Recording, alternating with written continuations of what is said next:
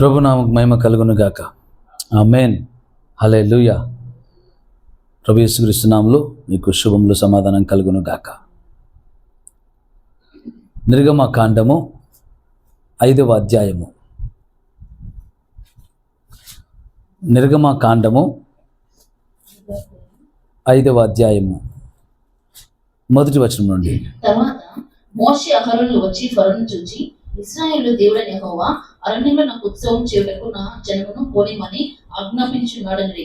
ఫరో, నేను అతని మాట విని ఇశ్రాయేలును పోనించుటకు యెహోవా ఎవడు? నేను యెహోవాను ఎరుగను, ఇశ్రాయేలును పోనీయను అను. చాలు. దేవుని సంగమా, దేవుని బిడ్డలరా, తరువాత మోషే అహరోనులు వచ్చి ఫరోను చూచి, ఇజ్రాయేలుల దేవుడైన యెహోవా అరణ్యములో నాకు ఉత్సవము చేయుటకు నా జనమును పోనిమ్మని ఆజ్ఞాపించుచున్నాడనిది. Praise the lord. సర్వోన్నతుడైన దేవా, నిశ్చయముగా నీ స్వరమెత్తి నాతో మాతో మాట్లాడమని యేసుక్రీస్తు నామములో ప్రార్థిస్తున్నాము తండ్రి. ఆమేన్. Praise the lord. దేవుడు మనకు ఎందుకు విడుదలను, ఎందుకు విమోచనను దయచేస్తున్నాడు?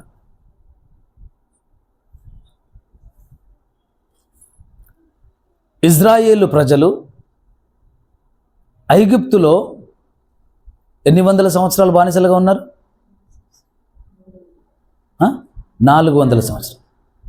400 సంవత్సరాలు ఇజ్రాయేలు ప్రజలు ఐగుప్తులో బానిసలుగా ఉన్నారు. ఇజ్రాయేలు ప్రజలు ఐగుప్తులో బానిసలుగా ఉన్నారు. వారిని విడిపించడానికి దేవుడు నిర్ణయించుకున్నాడు బానిసత్వంలో నుంచి. ఆమేన్. ఈ బానిసత్వంలోంచి విడిపించాలని దేవుడు నిర్ణయించుకున్నాడు. ఆ నిర్ణయించుకున్న సమయాన, ఆ నిర్ణయించుకున్న వేళ, నా ప్రజలను ఈ బానిసత్వంలో నుంచి విడుదల చేయాలని నేను అనుకుంటున్నాను, విడిపించాలని నేను అనుకుంటున్నాను. అయితే వారు ఏం చేయని ఉద్దేశించి నీవు వారికి విడుదలని ఇవ్వాలని ఆశపడుతున్నావు అని మనం ప్రభువుని అడిగితే, ప్రభు మనకిచ్చే జవాబు ఏంటంట? అరణ్యములో నాకు ఉత్సవము చేయుటకు. Praise the lord.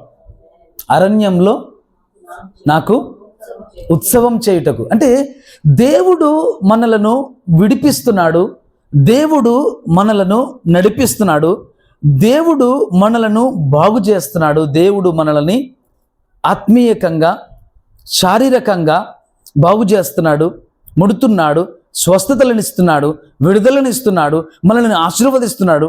ఎందుకు దేవుడు ఇలాగన చేస్తున్నాడు అని కనుక మనం ఆలోచిస్తే, మనము కృతజ్ఞత కలవారమై ఉండునట్లు మనకు మేలులు చేస్తున్నాడు. ఆమేన్.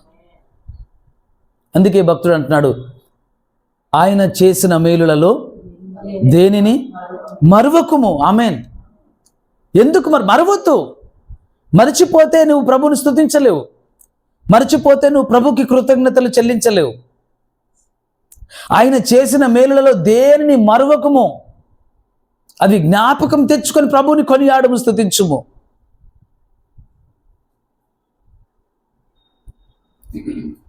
నా ప్రజలను పోనివ్వు ఫరో, అరణ్యంలో నాకు ఉత్సవం చేయటానికి. దేవుని సంగమా, దేవుని బిడ్డలారా, ఈ మాట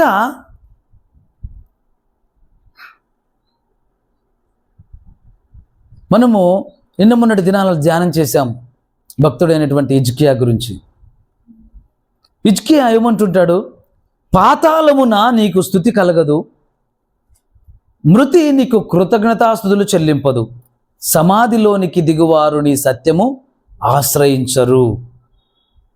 సజీవులు సజీవులే గదా నిన్ను స్తుతించుదురు, ఈ దినమున నేను సజీవుడనై నిన్ను స్తుతించుచున్నాను. Praise the lord. అంటే మనము ఎందునకు దేవుణ్ణి స్తుతించాలి అంటే, మనము సజీవులమై ఉన్నాము అంటే దేవుణ్ణి స్తుతించాలి. Praise the lord. మనము సజీవులమై ఉన్నాము అంటే మనము దేవుణ్ణి స్తుతించాలి. ఒకవేళ దేవుని సంగమా, దేవుని బిడ్డలారా, కొందరు ఉన్నారండి, వారు ఎప్పుడు దేవుణ్ణి స్తుతించరు. అంటే బైబిల్ భాషలో, ప్రైజ్ ది లార్డ్, ఆత్మ సంబంధమైన భాషలో చెప్పాలంటే వారు మృతులై ఉన్నారు. వారు ఏమై ఉన్నారు? మృతులై ఉన్నారు, చనిపోయి ఉన్నారు. వాళ్ళు బ్రతికి లేరు. వాళ్ళు ఆత్మలో వారు ఏమై ఉన్నారు? చచ్చిన వారి వలె ఉన్నారు.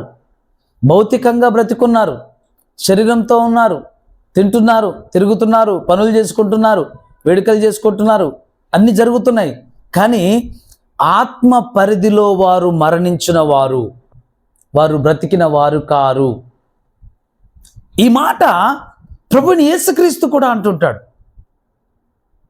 బోధకుడా, నేను నిన్ను వెంబడించాలనుకుంటున్నాను, అయితే నేను నా పితరులను పాతిపెట్టి వస్తాను అంటాడు. ప్రభు అంటాడు, మృతులను మృతులు పాతిపెట్టుకుంటారు, నువ్వు నన్ను వెంబడించు. Praise the lord. మృతులను మృతులు పాతిపెట్టుకుంటారు అంటే అక్కడ చనిపోయిన వారు మృతులై ఉన్నారు, మరి బ్రతికిన వారు పాతిపెట్టుకుంటారు కదా. యేసుక్రీస్తు ప్రభు యొక్క ఉద్దేశం ఏమిటి? ఆయన దృష్టిలో అక్కడ బ్రతికున్న వారు కూడా మృతులైన వారే. వారు నన్ను ఎరగని వారు, వారు నన్ను స్తుతించని వారు, వారు నన్ను కొనియాడని వారు. Praise the lord. Praise the lord. దేవుని సంగమా, దేవుని బిడ్డలారా, మృతులు పాతి పెట్టుకొనినేమో నువ్వు నన్ను వెంబడించు. భక్తుడైన హిజ్కియా అంటున్నాడు, పాతాళమున నీకు స్తుతి కలగదు, మృతి నీకు కృతజ్ఞతాస్తుతులు చెల్లింపదు, సమాధిలోనికి దిగువారు నీ సత్యమును ఆశ్రయించరు, సజీవులే గదా నిన్ను స్తుతించెదరు. ఈ దినమున నేను సజీవుడనై నిన్ను స్తుతించుచున్నాను. ఆమేన్. దేవుని సంగమా, దేవుని బిడ్డలారా, నీవు బ్రతికి ఉన్నావంటే ఆమేన్.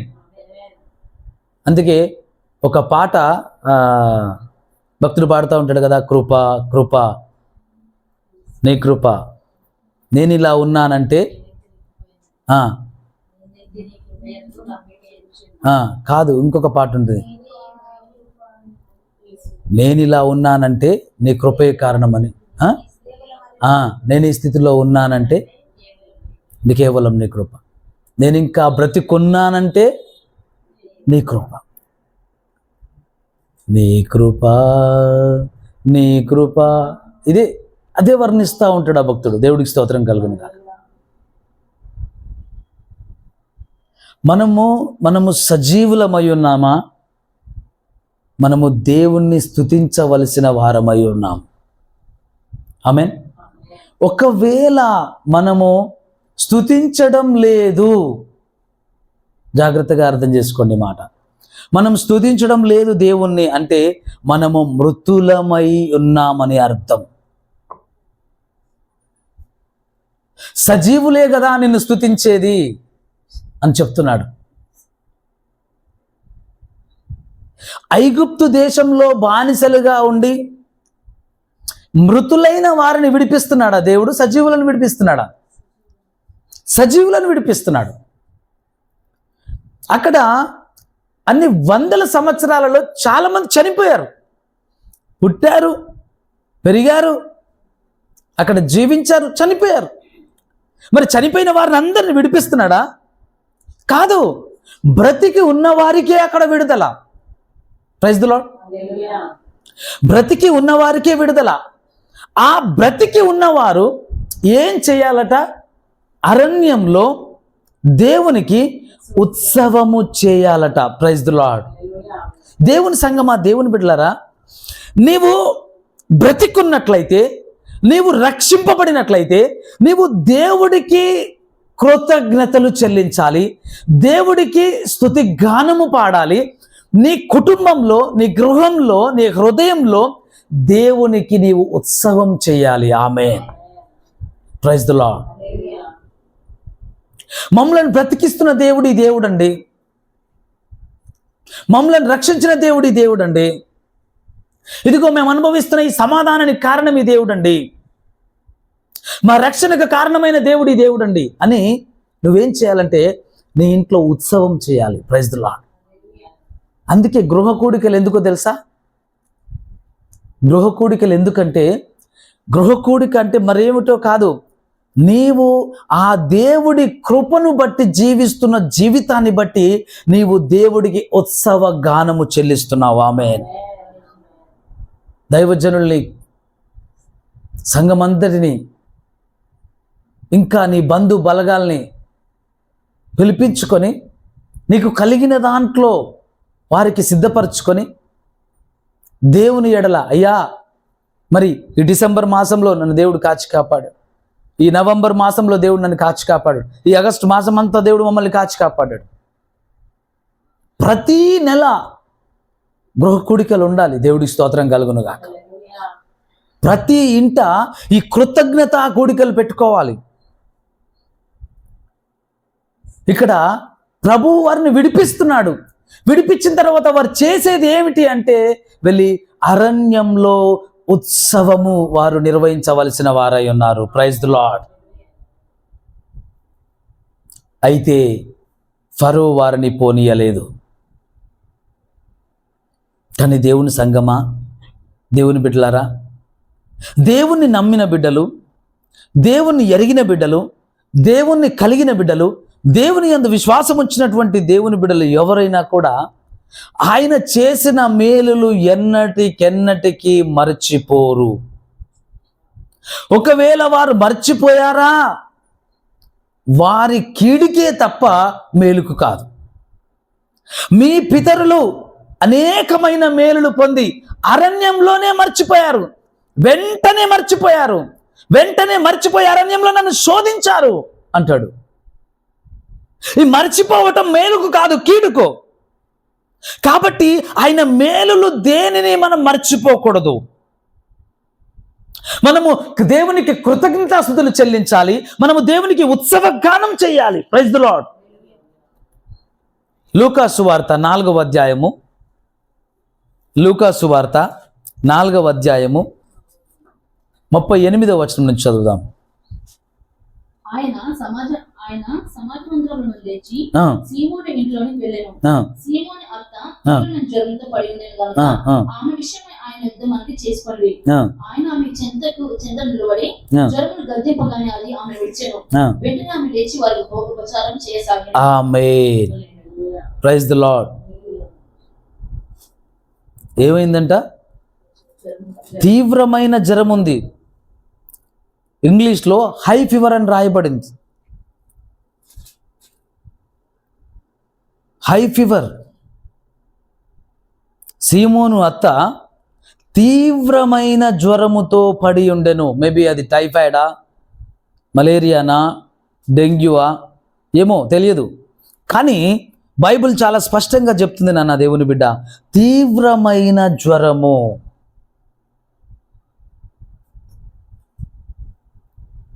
ఆయన ఆమె చెంత నిలవబడ్డాడు. ఆమె విషయమై ఆయన యుద్ధ మనవి చేశారు. యేసుక్రీస్తు ప్రభు సీమోను ఇంట్లో అడుగు పెట్టగానే, పేతురు ఇంట్లో అడుగు పెట్టగానే ఆయన యుద్ధకు తీసుకొస్తున్నారు ఈ సమాచారాన్ని. అయ్యా, మా తల్లిగారు, మా భార్య, తల్లి, మా అత్తగారు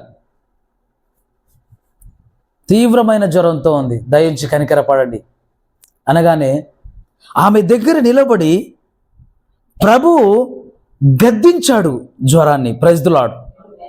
జ్వరమును గద్దింపగానే అది ఆమెను విడిచెను. ఆమెన్. అది ఆమెను విడిచెను. వెంటనే ఆమె లేచి వారికి ఉపచారము చేయసాగెను. Praise the lord. వెంటనే ఆమె లేచి వారికి ఉపచారము చేశారు. అంటే వెంటనేనంట ఆమె వారికి ఉపచారం చేస్తుంది, సేవ చేస్తుంది. వారికి మరి ఏమైనా వడ్డించిందా, ఏమైనా వంట చేసిందా, మరి తాగడానికి తినడానికి ఏమైనా వారికి ఆహారం ఇస్తుందా, మరి ఏం చేస్తుందో ఆ తల్లి దేవుడికి స్తోత్రం కలుగును గాక. అయితే ఇప్పటి వరకు తీవ్రమైన జ్వరంతో ఉన్నాను కదా, నేను కొంచెం నీరసంగా ఉన్నాను, కొంచెం పడుకుంటాను, కొంచెం విశ్రాంతి తీసుకుంటున్నాను, మరి మీరు ఏదో చూసుకొని మీరు వెళ్ళిపోండి, దయచేసి నన్ను డిస్టర్బ్ చేయకండి, అలాంటి మాటలు ఏం లేవు. నా మాటలు మీకు అర్థమవుతున్నాయా? దేవుని సంగమా, దేవుని బిడ్డలారా, తమ్ముడు, చెల్లి, నాన్న, నువ్వు ఎక్కడి నుంచి వింటున్నా, ఎక్కడి నుంచి చూస్తున్నా, దేవుడు నీకు ఒక మేలు చేశాడు, దేవుడు నీకు ఒక విడుదల ఇచ్చాడు, దేవుడు నీకు ఒక స్వస్థత ఇచ్చాడు, దేవుడు ఒక నీకు సమకూర్పిచ్చాడు, దేవుడు నీకు సమృద్ధి ఇచ్చాడు, దేవుడు నీకు ఆదరణ కలిగజేశాడు. నువ్వు వెంటనే కృతజ్ఞత కలిగి ఉండాలి. లేదు, అలా కాదు, నేను అలా కలిగి ఉండను, నేను ఆ మేలును మర్చిపోతాను, ఆ కృతజ్ఞతను కలిగి ఉండను అంటే అది నీ మేలుకు కాదు. ఎంత మాత్రము అది నీ మేలుకు కాదు.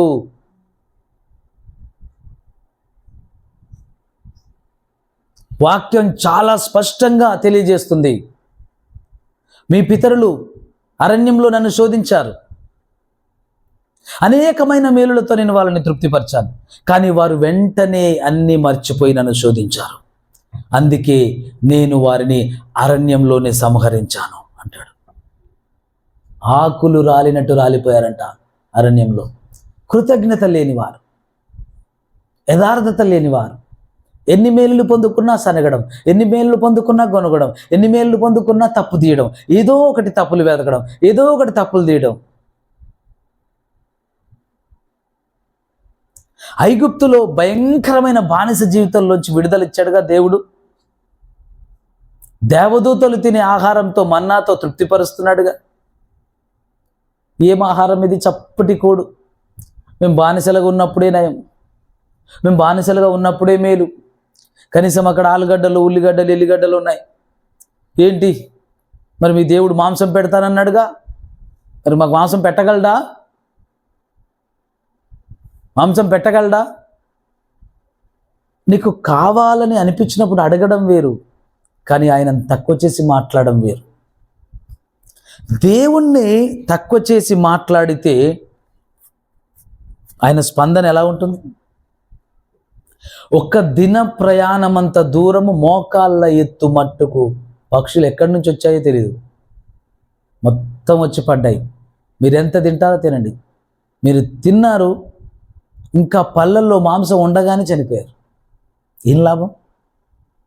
దేవుణ్ణి ఎప్పుడు శోధించకూడదు, దేవుణ్ణి ఎప్పుడు పరీక్షించకూడదు, దేవుణ్ణి ఎప్పుడు కృతజ్ఞత లేని వారముగా మనము ఆయన వైపు ఉండకూడదు, ఆయనని చిత్రీకరించొద్దు. మనము కృతజ్ఞత లేని వారిగా మనము బలపరుచుకోవద్దు. ఎప్పటికప్పుడు మనము కృతజ్ఞత గలవారమై ఉండాలి. ఎప్పటికప్పుడు మనం ఆయన్ని స్తుతించే వారముగా ఉండాలి, ఆయనను సన్నతించే వారముగా ఉండాలి, ఆయనకు స్తుతి కీర్తనలు పాడేవారమై ఉండాలి. దేవుడికి స్తోత్రం కలుగునుగా. దేవుని సంగమా, ఏం జరిగింది? మోషే అహరోనులు వచ్చి, యెహోవా దేవుడు సెలవిస్తున్నాడు, అరణ్యంలో నాకు ఉత్సవం చేయుటకు నా జనమును పోనిమ్మని ఆజ్ఞాపించుడనిది. ఫరో అంటున్నాడు, యెహోవాను నేను ఎరగను, యెహోవా ఎవరో నాకు తెలియదు, నేను ఇజ్రాయేలీలను పోనీయను. అంటే ఎవరికి అడ్డుపడుతున్నారైనా? యెహోవాకు అడ్డుపడుతున్నాడు. ఏ కార్యానికి అడ్డుపడుతున్నాడు? ఉత్సవ కార్యానికి అడ్డుపడుతున్నాడు. దేవుడి ఉత్సవానికి, దేవుడి స్తుతికి, దేవుడి ఆరాధనకి, దేవుడి ప్రార్థనకి అడ్డుపడుతున్నాడు. ఎవరు? ఫరో. ఎలా అనుభవించాడు ఫరో? ఎలాంటి శ్రమలు వచ్చాయి ఫరోకి? ఒక శ్రమ వెంబడి ఒక శ్రమ, ఒక శోధన వెంబడి ఒక శోధన, ఒక కష్టం వెంబడి ఒక కష్టం, ఎన్ని తెగుళ్ళు, ఎన్ని బాధలు. చిట్ట చివరికి తన సొంత కుమారుని కూడా చంపుకున్నాడు. దేశంలో మొత్తం పశువులతో మొదలుకొని దేశంలో ఉన్న ప్రతి ఒక్కరి తొలుసూలు సంతానం సంహరించబడింది. చిట్ట చివరిగా ఫరో సైన్యం చాలామంది సైన్యం సముద్రంలో అడుగు భాగంలోకి వెళ్ళిపోయారు రథాలతో పాటు. ఫరో ఏం సాధించాడు? దేవుడికి కృతజ్ఞతలు చెల్లింపనివ్వకుండా, దేవుడికి స్తుతియాగం చేయనివ్వకుండా, దేవుడికి కృతజ్ఞతలు చెప్పకుండా అభ్యంతరం చేశాడే, ఉత్సవ గానం చేయకుండా అభ్యంతరం చేశాడే. ఏం సాధించాడు ఫరో? మొత్తంగా నష్టపోయాడు. ఆస్తి నష్టం, సైన్యం నష్టపోయాడు. కుటుంబాలలో ప్రతి ఒక్క కుటుంబంలో దుఃఖం, ఘోష, మరణ ఘోష.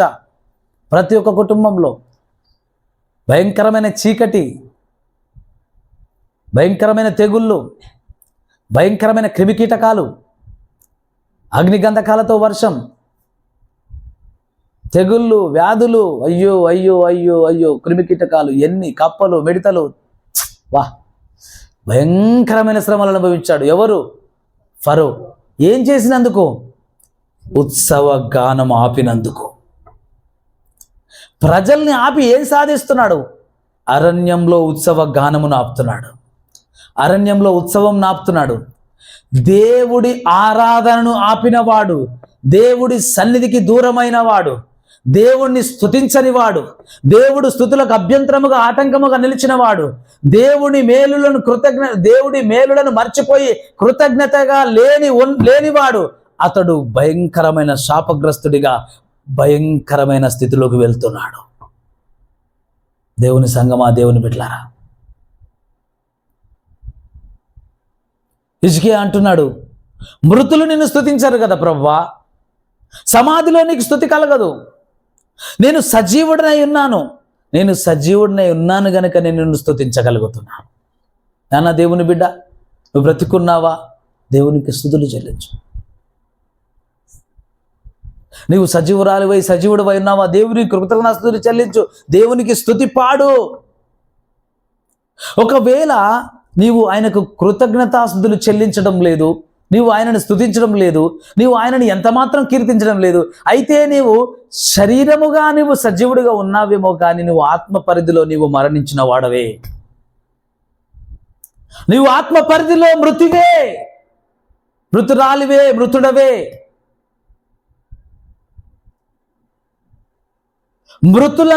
మృతులు పాతి పెట్టుకుంటారు, నీవైతే నన్ను వెంబడించు. అందుకే అన్నాడు, నీవు సజీవుడివా, సజీవురాలిగా ఉన్నావా, బ్రతికున్నావా, చనిపోయావా?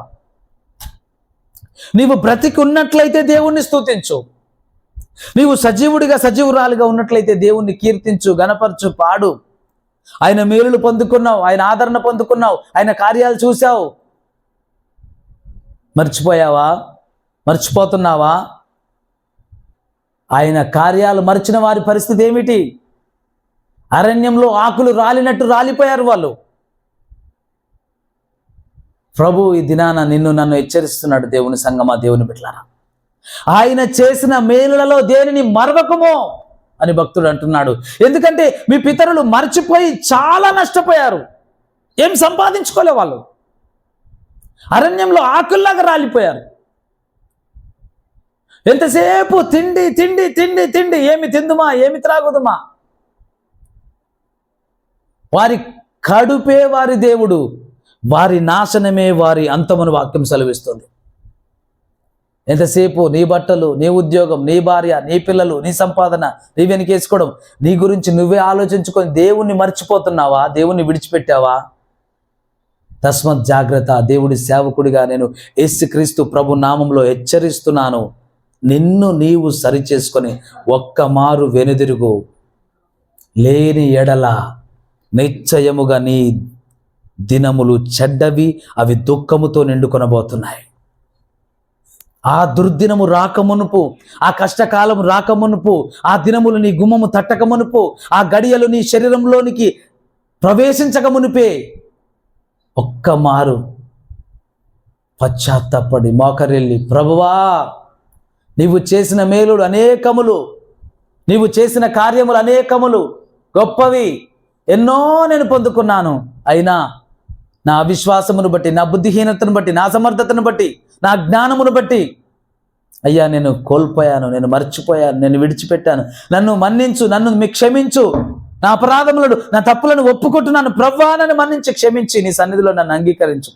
నన్ను జ్ఞాపకం చేసుకున్నాము, నన్ను జ్ఞాపకం చేసుకున్నాము దేవా, నన్ను జ్ఞాపకం చేసుకున్నాము. నీ తీర్పులోనికి తేక, నీ కనికరంతో కృపతో నైనా నన్ను జ్ఞాపకం చేసుకున్నాము. దేవుని బిడ్డ, దేవుని సంగమా, కనికరం గల దేవుడు, కృపగల దేవుడు, మహిమగల దేవుడు, క్షమించే దేవుడు, ఆదరించే దేవుడు.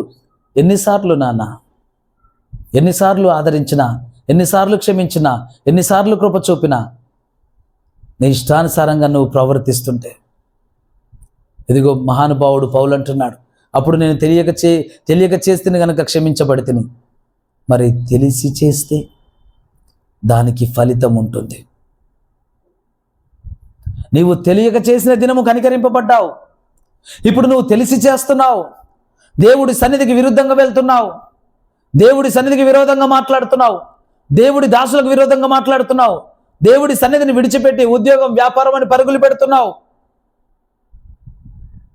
ఏమంటే వేరే కారణాలేవో చెప్పుకొస్తున్నావు. జాగ్రత్త. నేను యెహోవాని ఎరగను, నాకు యెహోవా ఎవరో తెలియదు, నేను పంపను. ఫైనల్గా ఫరో చేయగలిగింది ఉత్సవాన్ని ఆపడమే. ఆపాలనుకున్నాడు.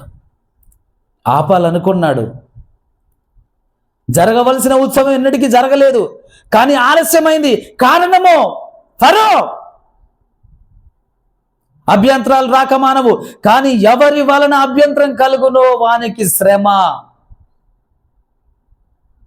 పరిశుద్ధాత్మ దేవుడు సూటిగా మాట్లాడుతున్నాడు నాన్న, హెచ్చరిస్తున్నాడు.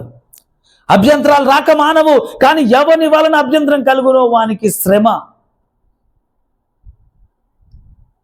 ఉత్సవ గానానికి ఇజ్రాయేలు ప్రజల విడుదలకు అభ్యంతరం ఫరో జవాబు చెప్పాలి నువ్వు, ఫరో సమాధానం చెప్పాలి నువ్వు.